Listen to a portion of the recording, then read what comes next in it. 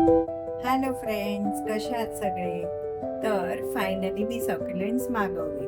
त्या दिवशी नर्सरीमध्ये महाग वाटले म्हणून मी घेतले नाहीत आणि नंतर मग ऑनलाईन दिसले. साधारण 50 ते 100च्या ह्याच्यामध्ये रेंजमध्ये होती.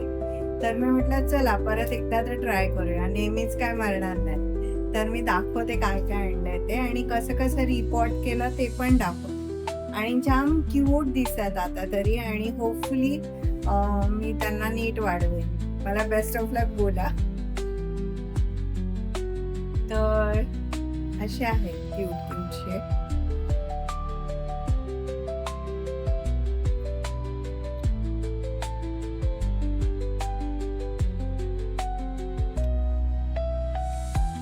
चला दाखवते मी कसे रिपोर्ट केले ते.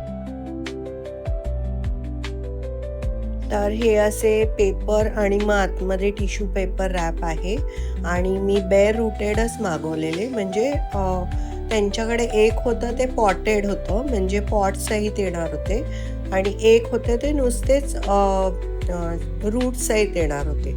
तर मी बेअर रूटेड मागवले होते. तर ह्याचं नाव पिंक मूनस्टोन आणि हे लक्ष्मी कमळ. आणि मी सुरुवातीला हे सगळे जे नाव आहेत आणि त्याचे किती कॉस्ट आहे ते सुरुवातीला स्क्रीनशॉट अटॅच केलं आहे. तर ह्या लक्ष्मी कमळला असे छोटे छोटे पण खाली ग्रोथ आहे, तर ते पण मी काढून असे वेगळे वेगळे लावणार आहे. आणि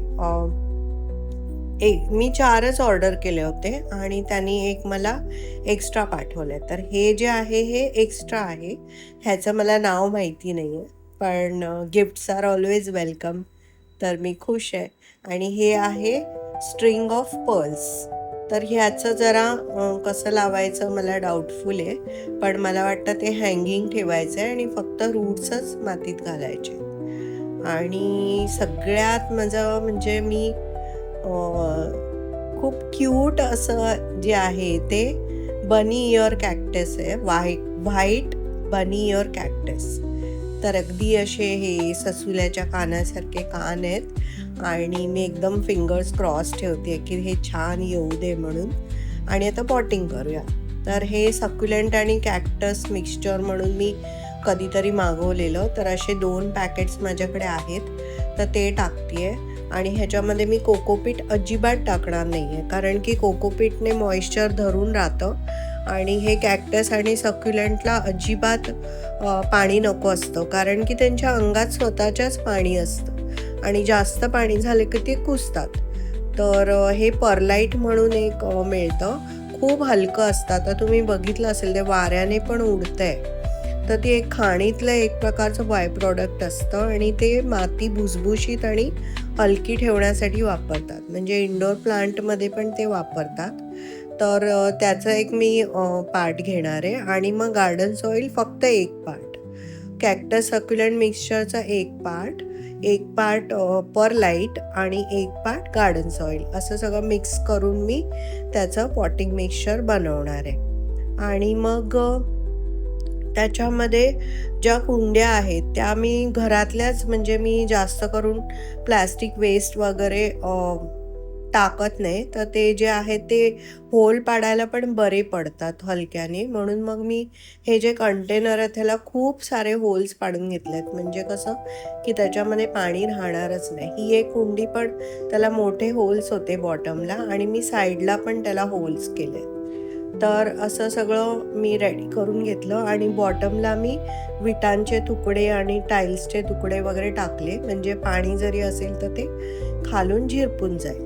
आणि मग हे मिक्सचर गळू नये म्हणून मी त्याच्यामध्ये ह्या झाडांबरोबर आलेलाच टिश्यू पेपर खाली ठेवला आणि मग हे पॉटिंग मिक्स जे मी बनवलं होतं ते ठेवलं. आणि सगळ्यात पहिल्यांदा माझा क्यूटचा बनी मी प्लांट करते आहे आणि मग आता बाकीचे सगळे पण सेम मेथडने मी प्लांट करणार आहे.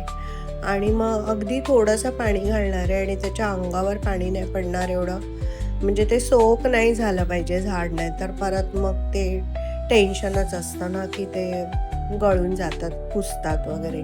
तर मी जामच सक्युलेंट्स ह्याच्या आधी मी कधीच सक्सेसफुल नाही झाली आहे, त्यामुळे मी एक्स्ट्रा केअर घेऊन आता हे सगळे पॉट करते आहे. तर आता तरी मी खूप खुश आहे आणि बघूया मग मी तुम्हाला अपडेट देईनच की कसे जगलेत, की ह्यावेळी पण मी काय माती खाल्ली आहे ते मी तुम्हाला सांगेनच. तर असे सगळे मी आता पॉट करून घेते आहे.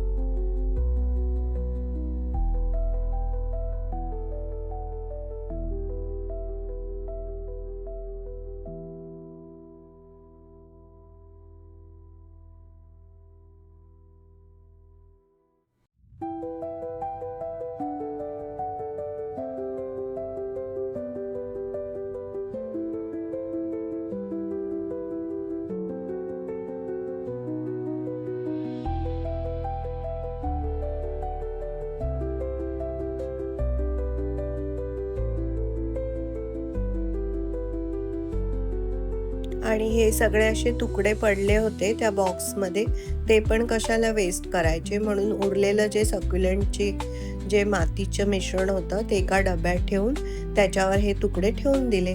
आणि आता असे हे मी एक कॉर्नरमध्ये ठेवले सक्युलेंट. पावसात बहुतेक मला त्याच्यावर प्लास्टिक घालावं लागेल. बघूया, कळवते तुम्हाला. बाय.